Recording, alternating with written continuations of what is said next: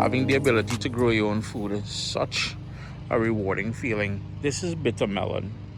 We call it Carilie, and you'll see the baby ones. By the way, if you've never smelled the fragrance of a Carilie or bitter melon plant, man, it's the most fragrant thing. This is why you see my chairs for my morning coffee right here, and I plant it there just about every year. When I sit, do my coffee thing in the morning, things solve. Anyhow, lawnmower is what you're hearing. And these are the tiny ones here. So I'm gonna have quite a bit. I usually plant them for my dad who's diabetic. Yeah, so this is the sort of little harvest that I got there. Not the biggest, they will get bigger as the season progresses. And there'll be a lot more. But anyways, time to go inside in the lab and organize something. And here we are. I have the bitter melon already prepped. What I did was I took out the inside, which is the sort of we say guts, the guts of the kind of funny, but anyhow, you would cut it open, you would scoop it out with a spoon, and then you would cut it up into these thin long pieces. I'm guessing about 3 to 4 centimeters by about 1/4 centimeter thick. And that is what I have here. Now I'm going to put it outside in the sun for a bit because I want it to sort of sun or air dry, just to take out some of the moisture from it naturally by the air and the sun. In doing so, once we make the actual Anchar, it's going to rehydrate and suck up all the flavors. And the flavors I have is Anchar masala, Scotch bonnet pepper, garlic, and we'll need salt. Now here's the thing, if you really wanted to take out most of the moisture from this, you would put some salt on there, then put it on put some paper towel, put salt, sprinkle that salt all over. And the salt is one of those things that will suck moisture out of stuff.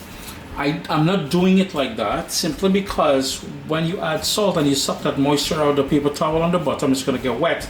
And most of the sort of bitterness of the bitter melon or Carilie will be removed. I don't want to do that. I want to keep the integrity of the flavor of the Carilie because that is what's going to set it aside from a mango Anchar or a pomsite or a chalta or whatever other greenery you use for making your Anchar. And I say Anchar because in my village, that is how we say it. I know people will come at me and hating, saying it's achar. If achar is the word you're comfortable using, by all means, you do that.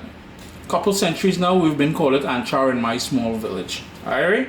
But anyhow, I'm going to put this out in the sun just for about an hour or so. It's beautiful outside. It's about 30 degrees Celsius, nice and sunny. And that's why I have it on a metal tray. It's going to help to dry it up just a bit. And I'll explain why. It's been outside in the sun for just over 70 minutes. And you can see it's kind of, it shrunk in size. Over here I have 3/4 cups of oil, vegetable oil, on a medium-low flame. And I'm going to add my Scotch bonnet pepper now, rather than if the oil was completely heated. If it's completely hot, what's going to happen is as soon as you add that pepper in there, that's going to choke you, man. That frying pepper is just going to come back, slap you in your face. I have Polly in the house here with me. The boy's going to choke. We ain't trying to do that to a toddler. No, he will grow up with PTSD. So there's that Scotch bonnet pepper all chopped up, and the full recipe, printable that is, will be available at CaribbeanPot.com. So don't stress about the ingredients. I'm just going to scrape this directly in there, and I just give it a fine chop with my knife. I remove most of the seeds, but there's still there's a fair amount of seeds still in there. I'm just going to hit out a little stir like so, boom boom boom, and as that comes up to temperature, that pepper is going to fry. Yeah, you want to vent your kitchen, you want to put the fan on over your stove, open up a window, because it can potentially choke you. As that's not happening, it's going to flavor that oil. And Anchar is one of them things that is meant to be spicy. I use 3 Scotch bonnet peppers. You can cut back on how much you use. Minced garlic, and I like a ton of garlic in here. But again, the full recipe will be available over at CaribbeanPot.com, so don't really stress too much about that. I'm going to turn up my heat ever so gently, just for that to sort of cook. We want to cook out the rawness of the garlic as well as the pepper. The humming that you're hearing is the fan. I'm just going to turn it off quickly. but I have to keep it going now because it's starting to, you know, that sort of sizzle that you're seeing here. And as the vapors come off that, it's going to choke Iman ain't trying to choke out here. I'm just going to keep hitting that a little stir ever so often. And we are not trying to burn the garlic either. We just want to release those flavors and cook out this sort of rawness and infuse that oil. A huge part of this Anchar, you know, and when a lot of people make Anchar, they use mustard oil. I did some reading, some research on the mustard oil. As that happens, I'm going to go in with my Anchar masala, and it is a great opportunity for you all to head over to your favorite Caribbean grocery store and support them. That's where you're going to find that Anchar masala. Later on, if it's necessary, you can add more of that Anchar masala. But for now, we're going to cook this for another 5 minutes just to allow the flavors. There's a lot of roasted cumin and all kind of niceness, or jeera. I said cumin, but you know, growing up we would say jeera. In that Anchar masala, so you really want to bloom all of that in and flavor that oil, because at the end of the day, I started off trying to tell you this, but I didn't finish. With Anchar, it's not just about the ingredient you use. In this case here, we're using bitter melon or Carilie. It's also about the liquid. I remember, as a kid growing up, I wanted some of that liquid, that sort of your pure niceness here. And you know, you see a lot of people talking about chili oil these days, but you see Anchar oil, or kuchla oil, boy, I'm telling you, you'll live until you had some of that in your life. It's now time to add the bitter melon or Carilie. Oh, we lost a piece there.